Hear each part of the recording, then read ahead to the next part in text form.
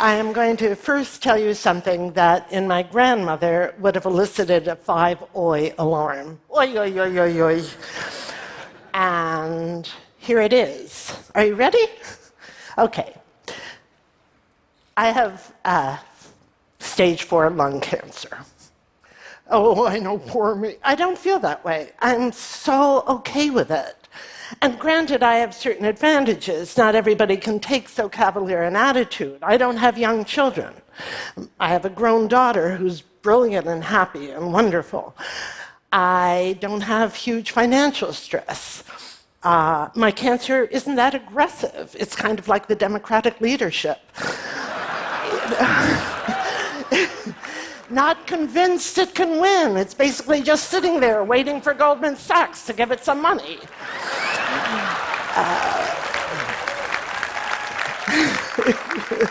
Oh, and the best thing of all, I have a major accomplishment under my belt. Yes, I didn't even know it until someone tweeted me a year ago. And here's what they said. You are responsible for the pussification of the American male.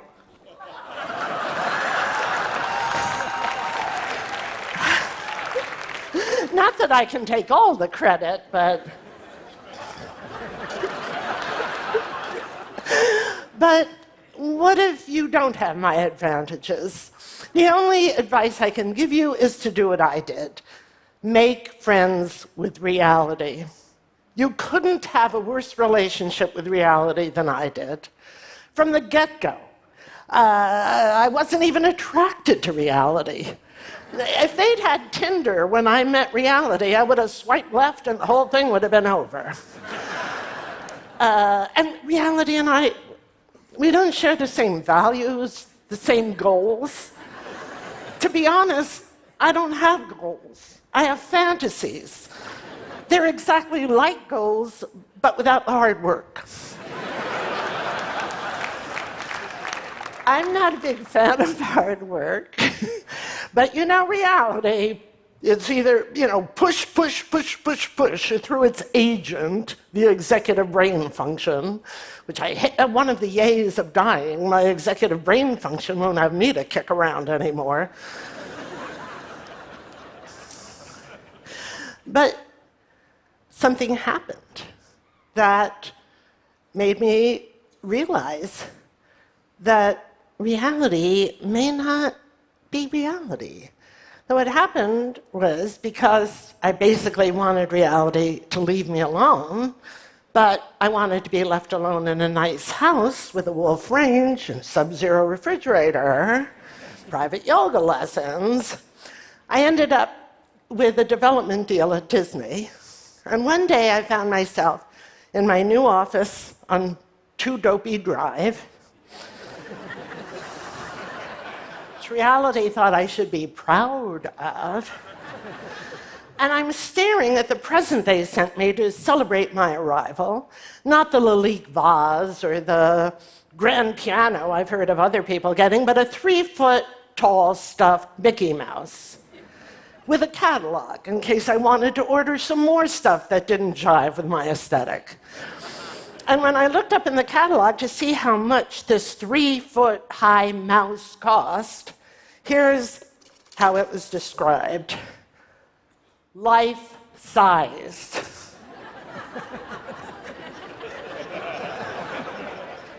And that's when I knew.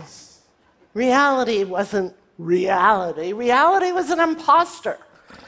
So I dived in to quantum physics and chaos theory to try to find actual reality, and I've just finished a movie. Yes, finally finished about all that, so I won't go into it here. And anyway, it wasn't until after we shot the movie when I broke my leg, and then it didn't heal. So then they had to do another surgery a year later, and then that took a year, 2 years in a wheelchair. And that's when I came into contact with actual reality. Limits. Those very limits I'd spent my whole life denying and pushing past and ignoring were real, and I had to deal with them. And they took imagination and creativity and my entire skill set. It turned out I was great at actual reality. I didn't just come to terms with it, I fell in love.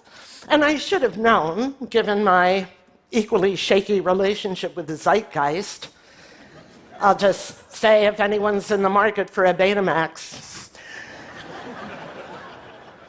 I should have known that the moment I fell in love with reality, the rest of the country would decide to go in the opposite direction. But I'm not here to talk about Trump or the alt-right or climate change deniers or even the makers of this thing, which I would have called a box, except that right here it says, "This is not a box." They're gaslighting me.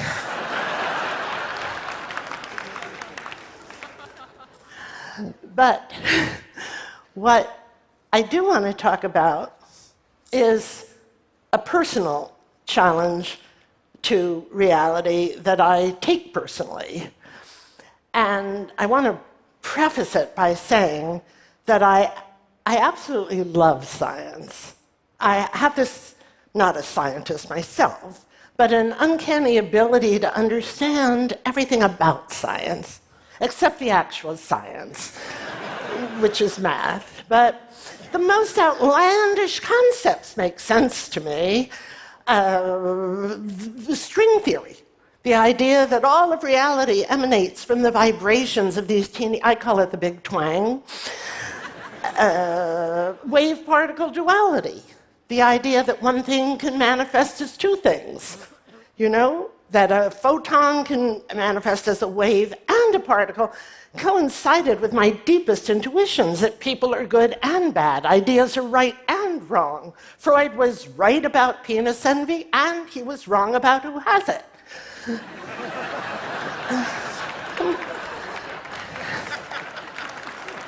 Thank you. And then there's this even a slight variation on that, which is reality looks like two things, but it turns out to be the interaction of those two things, like space-time, mass energy, and life and death. So I don't understand, I simply just don't understand the mindset of people who are out to defeat death and overcome death. How do you do that? How do you defeat death without killing off life? It doesn't make sense to me. I also have to say, I find it incredibly ungrateful. I mean, you're given this extraordinary gift, life, but it's as if you had asked Santa for a Rolls-Royce Silver Shadow and you'd gotten a salad spinner instead. You know, it's the beef. The big beef with it is that it comes with an expiration date. Death is the deal breaker. I don't get that. I don't understand. To me, it's disrespectful. It's disrespectful to nature. The idea that we're going to dominate nature, we're going to master nature, nature is too weak to withstand our intellect. No, I don't think so. I think if you've actually read quantum physics, as I have, well, I read an email from someone who'd read it, but you have to understand that we don't live in Newton's clockwork universe anymore. We live in a banana peel universe. And we won't ever be able to know everything or control everything or predict everything. Nature's like a self-driving car. The best we can be is like the old woman in that joke. I don't know if you've heard it. An old woman is driving with her middle-aged daughter in the passenger seat, and the mother goes right through a red light. And the daughter doesn't want to say anything that makes it sound like, you're too old to drive, so she doesn't say anything. And then the mother goes through a second red light, and the daughter, as tactfully as possible, says, Mom, are you aware that you just went through 2 red lights? And the mother says, oh, am I driving?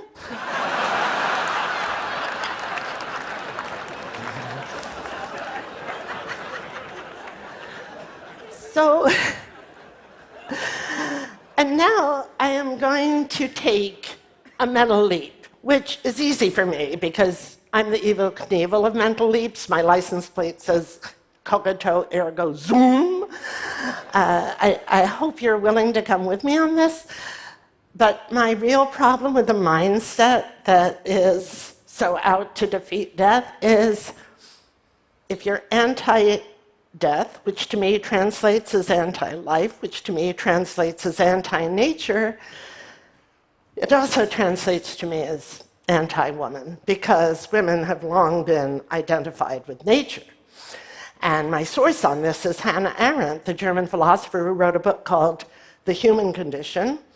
And in it, she says that classically, work is associated with men. Work is what comes out of the head. It's what we invent. It's what we create.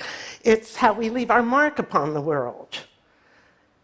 Whereas labor is associated with the body. It's associated with the people who perform labor or undergo labor.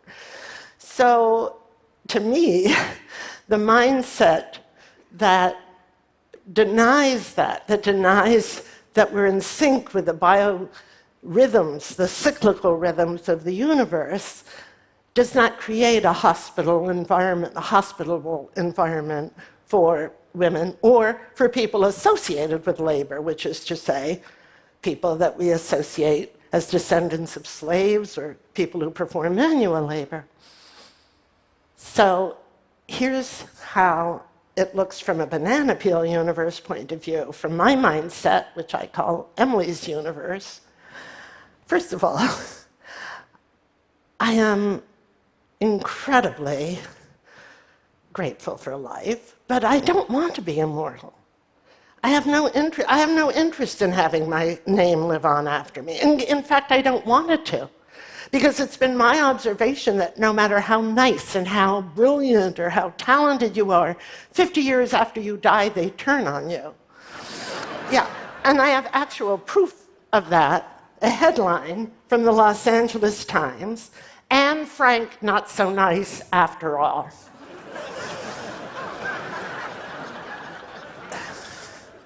Plus, I love being in sync with the cyclical rhythms of the universe. That's what's so extraordinary about life. It's a cycle of generation, degeneration, regeneration. I am just a collection of particles that is arranged into this pattern, then will decompose and be available, all of its constituent parts, to nature to reorganize into another pattern. To me, that is so exciting, and it makes me even more grateful to be part of that process.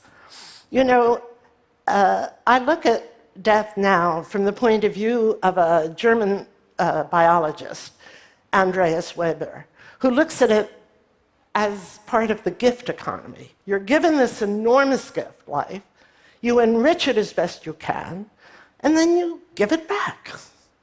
And you know, Auntie Mame said, life is a banquet. Well, I've eaten my fill. I have had an enormous appetite for life. I've consumed life, but in death, I'm going to be consumed. I'm going into the ground just the way I am. And there I invite every microbe and detrituser and decomposer to have their fill. I think they'll find me delicious. I do.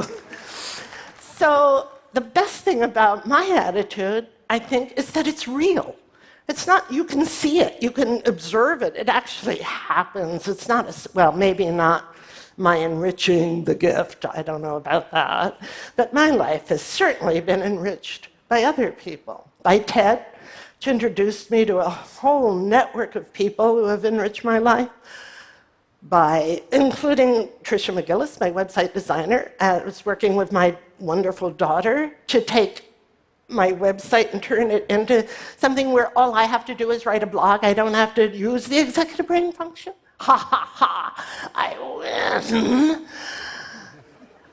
And I'm so grateful to you. I don't want to say the audience, because I don't really see it as we're two separate things. I think of it in terms of quantum physics again. And, you know, quantum physicists are not exactly sure what happens When the wave becomes a particle, there are different theories, the collapse of the wave function, decoherent, but they're all agreed on one thing, that reality comes into being through an interaction. So do you. And every audience I've ever had, past and present. Thank you so much for making my life real. Thank you.